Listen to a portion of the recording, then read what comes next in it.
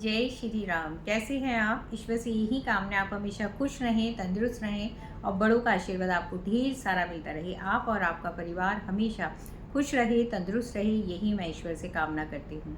आइए वीडियो शुरू करते हैं, लेकिन वीडियो शुरू करने से पहले मैं कहना चाहूँगी कि अगर अभी तक आपने मेरे चैनल को सब्सक्राइब नहीं किया है तो प्लीज़ उसे सब्सक्राइब करें, बेल बटन को ज़रूर दबाएं। वीडियो आपको अच्छी लगती है लाइक और शेयर करना बिल्कुल ना भूलें और पूरी वीडियो देखिएगा। लास्ट में कमेंट्स में क्या लिखना है वो भी मैं आपको बताऊंगी, ताकि जो आप लिखते हैं वही आपके जीवन के अंदर होना शुरू हो जाता है।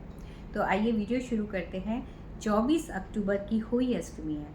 हर माँ अपने बच्चों की खुशियों के लिए, उनकी हेल्थ के लिए, उनकी वेल्थ के लिए, उनके जीवन के अंदर हर तरफ से खुशियाँ आएँ, तो होली अष्टमी का माँ हर माँ व्रत रखती है। अगर आपके घर के अंदर नहीं है कि आप नहीं रखते हैं तो इस दिन एक समय पे ही भोजन कर लीजिए। अगर वो भी नहीं कर सकते हैं तो कोई बात नहीं, आप उनके निमित्त ही, बच्चों की निमित्त ही आप ये उपाय जो मैं आपको बता रही हूँ होली अष्टमी का, क्योंकि उस दिन पुष्य नक्षत्र भी है, बृहस्पतिवार भी है, तो बच्चों के सौभाग्य के लिए ये बहुत अच्छा योग बन रहा है। अगर आप करते हैं तो आपको खुद को महसूस होगा कि बच्चों के अंदर एक अलग से, जिसे कहते हैं ना, एक एनर्जी क्रिएट होनी शुरू हो जाएगी। होली अष्टमी वाले दिन आपने करना क्या है? होली अष्टमी वाले दिन होली माता की, जैसे होता है ना, कैलेंडर भी मिल जाता है, फ़ोटो भी मिल जाती है, और पहले के समय के अंदर घर में बनाई भी जाती थी, माँ होली माता की फ़ोटो बनाई जाती थी। और अगर आप कैलेंडर है वो रख करके और फिर कथा जिस समय आप कर रहे हैं तो उस पीरियड के अंदर आपने विशेष उपाय करना है। जो हम हाथ में धागा बांधते हैं ना, मौली बांधते हैं, वो मौली ले लीजिएगा और इतनी बड़ी मौली लीजिएगा जिसके अंदर 7 गांठें लग जाएं। और गांठ लगाने के लिए, उसके लिए हमारे को क्या चाहिए, उसके अंदर 2 लौंग, हर गांठ लगानी है आपने और 2 लौंग लगानी है, और फिर दूसरी गांठ लगानी है, उसी के अंदर 2 लौंग लगा देना है। ठीक है, इस तरीके से आपकी 16 लौंग हो जाएंगे और 7 गांठें हो जाएंगी। अब हर एक के ऊपर आपने माँ हुई माता को जो आप तिलक करेंगे और अपने माथे पे लगाएंगी, वही तिलक आप उस पे भी लगा दीजिएगा जो आपने गांठ लगाई है। लगाने के बाद में, जैसे आपके एक बच्चा है तो एक बच्चे का अलग बनाएंगे, अगर 2 बच्चे हैं तो उनके लिए अलग, 3 हैं तो तीनों के लिए अलग अलग बना रहे हैं।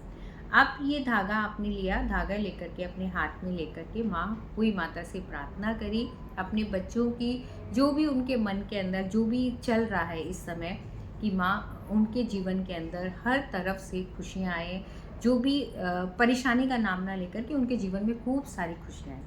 अब इन धागों को आपने माँ के सामने, जहाँ पे आप पूजा करिए, जहाँ पे आप कथा करेंगे, वहाँ पर आप रख दीजिएगा। जो आपने कथा कर ली उसके बाद में ये एज इट इज़ रहने दीजिएगा। तारों को देख करके, क्योंकि हर माँ के बच्चे जो होते हैं उनकी आंखों के तारे होते हैं, तो तारों को अर्घ दिया जाता है, और तारों के अंदर जो जल होगा, जो आप अर्घ देंगे, मतलब जो जल चढ़ाएंगे, वो तारों को दिया जाता है। उसके अंदर 2-3 दाने आप चीनी के ज़रूर डाल करके डालिए, ताकि आपके बच्चों के जीवन के अंदर भी खुशी आए। ये आपने जल चढ़ा दिया। उसके बाद में इन धागों को लेकर के आपने लेना है और इन धागों को अपने बच्चों के पूरब दिशा, अपने बच्चों का कमरा की जो पूरब की जो दिशा की जो दीवार होगी, वहाँ पर आपने इन धागों को रख देना है। ठीक है, ये रख दिया आपने। अब इसको आपने दिवाली तक, यानी बड़ी दिवाली तक ऐसे ही रखे रहने देना है इसको। और बड़ी दिवाली वाले दिन आपने इन सब धागों को उठाना है। धागे मतलब जैसे आपके एक बच्चा है या 2 बच्चे, जितने भी धागे हैं वो सारे धागे उठाने हैं।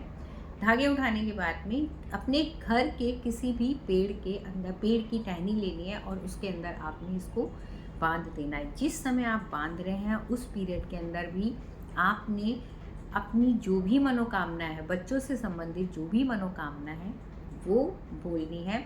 अगर शादी से संबंधित है तो वो भी बोल दीजिएगा, या हेल्थ है, वेल्थ है, या किसी भी तरीके का है, वो आपने उसको एज इट इज़ उसको बंधा रहने दीजिएगा। ऐसे करना है आपने। आप देखेंगे धीरे धीरे धीरे धीरे आपको खुद को लगेगा कि बच्चों के अंदर भी कितना चेंज आना शुरू हो गया, पॉजिटिवली चेंज आना शुरू हो गया है। आप ये अब की बार कोई अष्टमी यानी 24 तारीख को ये करके ज़रूर करिएगा और करने के बाद में आपको महसूस हुआ है, क्या फ़र्क नज़र आया है, मुझे कमेंट्स में ज़रूर बताइएगा। आज के लिए बस इतना ही और कमेंट्स में क्या लिखना है, दिन प्रतिदिन जय श्री राम, दिन प्रतिदिन मेरे बच्चे उन्नति होती जा रही है। मेरे बच्चों की उन्नति और उन्नति होती चली जा रही है। पहले उन्नति, प्रोग्रेस और प्रोग्रेस होती चली जा रही है, क्योंकि जो आप लिखेंगे वही आपके बच्चों के जीवन के अंदर होना शुरू हो जाएगा। आज के लिए बस इतना ही। खुश रहिए, तंदुरुस्त रहिए, बड़ों का आशीर्वाद आपको ढेर सारा मिलता रहे।